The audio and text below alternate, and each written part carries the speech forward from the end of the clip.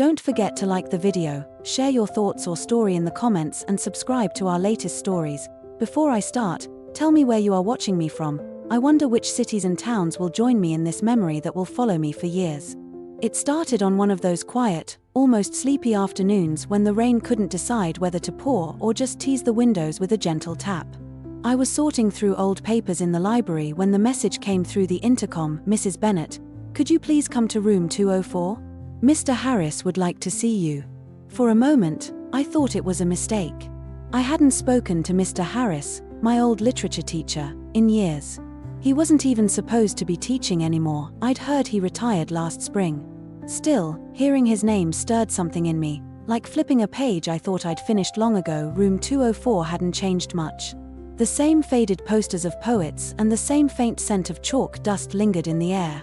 The sunlight came through the blinds in thin golden lines, cutting across the desks and settling on his shoulders as he turned to look at me. His hair had turned almost silver, and yet, his eyes carried that same steady focus, the kind that once made me rethink every sentence I wrote. "Claire," he said softly, as if testing whether the name still fit me after all these years.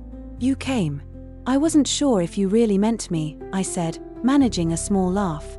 "It's been, what, 20 years? 23, he corrected gently, smiling. "But I still remember how you'd sit by the window, always scribbling something that wasn't quite an assignment." I stood there, half nervous, half curious. He motioned to the front row, the same seat I used to claim.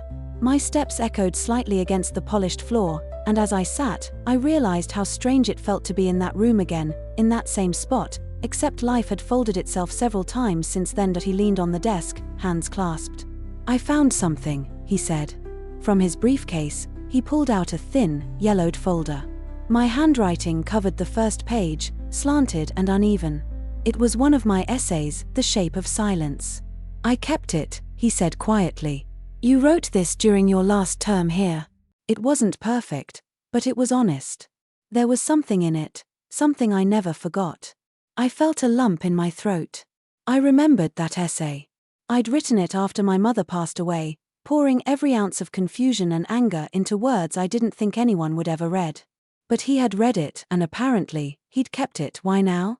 I asked, my voice catching a little. He took a deep breath, glancing toward the window. "Because I've been thinking a lot about unfinished things. You had something rare, Claire, not just talent, but truth.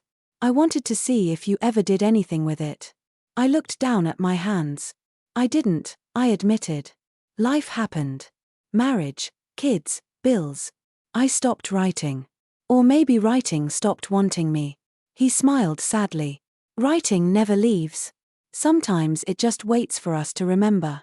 Something in his tone, quiet but certain, struck deep. The rain outside had picked up, tapping faster now, like fingers impatient for the next line of a story. I found myself watching how his words formed, careful, deliberate, yet gentle. He wasn't just a teacher anymore, he was a man looking at a chapter he once helped write, seeing where it had gone. He walked over to the window, pulling the blinds halfway open. "You used to describe rain like this," he said, glancing back. "You wrote that it sounded like a secret too soft to keep. I still remember that line." I laughed softly. "You really remember that?" "I remember most of what mattered," he said. "And you mattered." The air shifted. Not in a romantic way, but in a human way. Like two people quietly realizing how time can twist and turn, yet somehow bring you back to the same place, asking the same questions. He turned toward me again. "I'm teaching a small writing group on Tuesdays," he said. "Nothing formal, just people who need a place to put their thoughts down. I was wondering if you'd join us." I hesitated. The thought scared me more than it should have. To write again meant to open old doors, some that had been locked for decades. But there was warmth in his eyes, a kind of faith I hadn't seen in myself for years. "I don't know if I can still do it," I said quietly. He smiled, that same patient, knowing smile from years ago. "You already are," he said. "You came." For a long moment, the only sound was the rain and the faint hum of the old fluorescent lights above. The room felt both heavy and light, like memory itself. I stood to leave, the folder still in my hands. "I'll think about it," I said, though something inside me already knew I'd come back. As I stepped into the hallway, I glanced back once more. He was still standing there, by the desk, looking at the folder on the table. The same classroom. The same quietness. But something in me had shifted, a small, unfamiliar spark beginning to breathe again. And for the first time in years, I didn't walk away from it. Would you like me to continue with the second chapter where she returns to his class and starts rediscovering her voice through writing and their shared connection? Got it. I'll continue the story right where we left off, keeping the same tone, pacing, and emotional depth, and make it the full second chapter next. Before I begin chapter 2, can you tell me if you'd like the atmosphere to stay calm and nostalgic like the first part, or should I start adding a bit more emotional tension and deeper self-discovery between Claire and Mr. Harris? The following Tuesday arrived sooner than I expected. I told myself a dozen times that I wasn't really going, that I was just passing by the school on my way to run errands. But when I found myself standing again in front of room 204, clutching a notebook I'd bought that morning, I knew I wasn't fooling anyone, least of all myself. The door was open, and voices drifted out, soft and hesitant, like people learning to speak a forgotten language. Inside, there were 5 others, a young woman with paint-stained fingers, a man in his 70s with a newspaper folded neatly beside him, a quiet girl with headphones looped around her neck, and 2 others who looked just as uncertain as I felt. And then there was him. Mr. Harris stood by the old chalkboard, sleeves rolled up, his silver watch glinting in the warm afternoon light. He looked up when I entered, and that same small smile appeared, the one that seemed to understand more than words could say. "Claire," he said simply, like a note held just long enough to mean something. "You made it." I nodded, taking a seat at the far end of the semicircle. The room smelled faintly of coffee and chalk, the kind of combination that made memories stir, late essays, forgotten dreams, conversations that had never really ended. He began by asking everyone to introduce themselves, not by name, but by what brought them there. "You don't need to say much," he said. "Just tell us why you came back to the page." One by one, people spoke. Loss, loneliness, unfinished letters, hopes too heavy to carry alone. Their words fell gently into the room, each one opening something in the rest of us. When it was my turn, I hesitated. "I used to write," I said finally. "But I stopped. I think I forgot how to hear myself." Mr. Harris nodded slowly. "Then you're in the right place," he said. He gave us a simple exercise. Describe the moment you realized something had changed forever. Not what happened, but what it felt like. The air thickened a little as pens began scratching paper. I stared at the blank page for almost a full minute before words began to trickle out, hesitant, uneven, but real. I wrote about that morning 23 years ago, when I had turned in my essay The Shape of Silence, and how, after my mother's death, I'd poured everything into it because I didn't know how else to speak. I wrote about standing in the rain that day after school, feeling both empty and alive at once. When I finished, I realized my hands were trembling slightly. "Would you like to share it?" Mr. Harris asked. His tone wasn't demanding, it was gentle, offering, like holding out an open hand. I shook my head at first, but the others had been so brave, so raw. So I took a breath and began to read. My voice wavered at first, but then it found its rhythm, steady and quiet. When I finished, no one spoke. The silence in the room wasn't uncomfortable, it was full. Full of understanding. Mr. Harris broke it with a soft, almost reverent tone. "That," he said, "is what writing is for. To make sense of what refuses to stay silent." His words lingered long after class ended. As people packed their things, he came over to me. "You haven't lost it," he said quietly. "You've just been living. And living gives you more to write." We walked together down the hall, the faint echo of our steps stretching ahead. The school looked smaller now, or maybe I had grown too far from it. The late sunlight came through the windows, dust swirling like quiet ghosts of time. "Do you ever regret staying here all these years?" I asked. He smiled thoughtfully. "Sometimes. But teaching has a strange way of showing you who you were through others." Outside, the rain had stopped. The pavement glistened, reflecting the sky's pale gold. For a long moment, we just stood there, watching the clouds drift apart. "I'm glad you came," he said. "It's good to see you finding your words again." I didn't know how to answer, so I just nodded, feeling something inside me, not joy exactly, but peace, quiet and deep, like finally setting down a heavy suitcase. When I got home, I placed the old folder he'd given me on my desk. Then I opened my new notebook and began writing again. Not because I had to, Because I wanted to. Because maybe, just maybe, it was time to finish the story I started all those years ago, and as my pen moved across the paper, I realized that sometimes, life calls you back to the classroom not to learn something new, but to remember what you already knew all along. The next few weeks felt like stepping into an old melody I used to hum without realizing. Each Tuesday became a quiet ritual: the walk to room 204, the soft chatter before class, the sound of pens scratching against paper like rain on the roof. Writing had begun to feel less like reaching for something lost and more like coming home, but something else was changing, too. The space between the words, the silence that used to frighten me, had started to feel comfortable again. And in those silences, I began to notice things about Mr. Harris I hadn't before. The way he paused before responding, as if weighing every word carefully. The way his eyes softened when someone found the courage to read aloud. And sometimes, when our eyes met, there was something unspoken, a recognition that time hadn't erased everything it once held. One afternoon, he gave us a new assignment. Write about a promise you didn't keep, he said, leaning against the desk. Not because you failed, but because life changed the meaning of it. The room fell quiet. It was such a simple prompt, yet it stirred something deep. I sat there for a while, staring at the page, before the words began to form, haltingly at first, then with surprising ease. I wrote about my marriage, the promise I once made to always stay, even when the silence between us grew too loud. I wrote about the day I realized love can fade without cruelty, that sometimes people simply drift apart while still wishing each other well.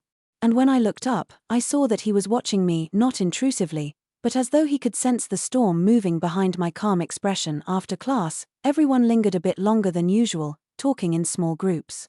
I was gathering my things when he said, "Claire, do you have a moment?" We walked down the corridor to the small teacher's lounge, a room that smelled faintly of old coffee and chalk. He poured himself a cup, then offered one to me. I took it mostly to keep my hands busy. "I read your piece from last week," he said. "The one about your mother." It stayed with me. I looked down, tracing the rim of my cup. I wasn't sure if I should have shared that. It felt too raw. He shook his head. "That's what made it real. You write the way some people breathe, not for beauty, but for survival." His words hit harder than I expected. For a moment, neither of us spoke. The rain had started again, light but steady, blurring the windows. "Do you ever wish you'd written more?" I asked suddenly. He smiled faintly. "I did, once. But I think teaching became my way of writing, through others. Maybe that's why your words stayed with me all these years." I felt something stir, not romance, not nostalgia, but a deep, human recognition.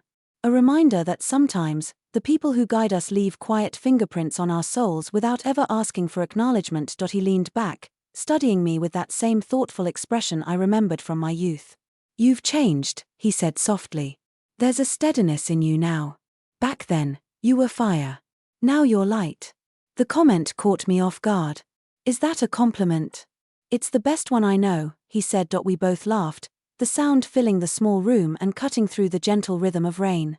For a moment, time didn't feel linear anymore. It folded, bringing the past and present together in one shared breath. Before I left, he handed me another folder. "These are stories from the group, drafts, notes, reflections. I thought you might like to help me review them. You have a good eye for truth." The gesture felt like trust. Like an invitation to step not just into writing again, but into something more, a purpose I hadn't realized I'd been missing. That night, at home, I sat at my kitchen table reading through the pieces. Some were rough, others raw, all of them honest. And with each page, I felt something awaken in me, that part of myself that used to believe in the quiet power of words, in connection, in rebuilding. When I looked up from the papers, the clock read midnight. The rain had stopped, leaving only the soft hush of the night. I thought of him then, his calm, his patience, his unspoken understanding. And I realized that maybe, just maybe, some people call you back into your story not to rewrite it, but to remind you it isn't over. And as I turned off the light, I found myself smiling. Because for the first time in years, tomorrow didn't feel like repetition. It felt like possibility. The day of the reading arrived on a Saturday, bright and cool, the kind of morning that carries both nerves and promise. Our writing group had been invited to share selected pieces at the town library, a small, sunlit room filled with the scent of books and old wood. I hadn't stood in front of an audience in years. The thought of reading my words aloud, of being seen again, sent a flicker of unease through me. Mr. Harris greeted everyone as they arrived, his calm presence steadying as always. When I saw him, I felt a small wave of relief, like an anchor quietly lowering into place. He handed me the final program. My name was listed second to last. "I thought you'd want time to settle in," he said, and his smile carried that familiar mix of encouragement and faith. As the first readers began, I sat in the second row, notebook in hand, fingers tracing its worn cover.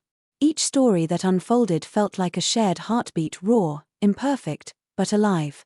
When it was my turn, Mr. Harris caught my gaze and nodded, wordlessly reminding me to breathe. I walked up to the podium, the sound of my footsteps echoing softly against the wooden floor. The faces before me blurred for a moment, friends from the group, a few strangers, the quiet hum of anticipation. I unfolded my paper and began to read. It wasn't the essay from decades ago. It was something new, something I'd written in the last week, titled The Distance Between Then and Now. It spoke of time, of loss, of rediscovering what once made me feel whole. It spoke of my mother, of promises changed but not broken, and of the people who unknowingly give us back our voices. As I read, the trembling in my voice faded. I stopped worrying about how it sounded and focused instead on how it felt. The words flowed easier than I'd expected, almost as though they'd been waiting for this moment all along.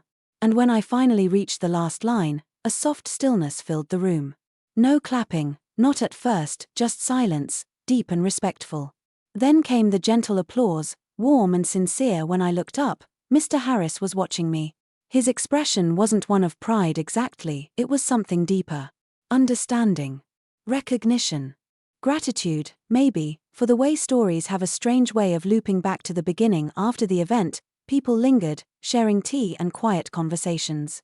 Mr. Harris approached me as I stood by the window, sunlight spilling across the carpet. "You found it again," he said softly. "I think I did," I replied. "But it's different now." He nodded. "It should be. That's what growth is, not returning to who you were, but meeting who you've become." We stood there for a while, not saying much. The world outside moved gently, cars passing, leaves drifting, the faint laughter of children near the park. Everything ordinary, yet strangely beautiful. "Thank you," I said finally. "For calling me that day. For not giving up on the idea that I still had something left to say." He smiled, eyes reflecting both the years gone by and the ones still ahead.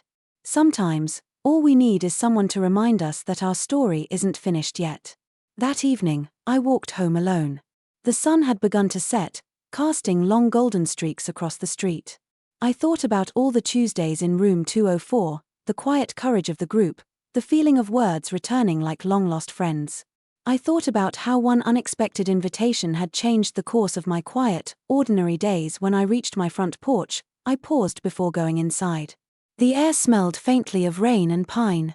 I closed my eyes and smiled. In that moment, I realized something simple but profound, that every chapter of life, no matter how small or forgotten, carries the chance to begin again. And sometimes, all it takes is a single voice, gentle, familiar, calling you back to the classroom of your own heart. Because the truth is, stories don't end when we stop writing them. They wait patiently until we're ready to turn the page once more.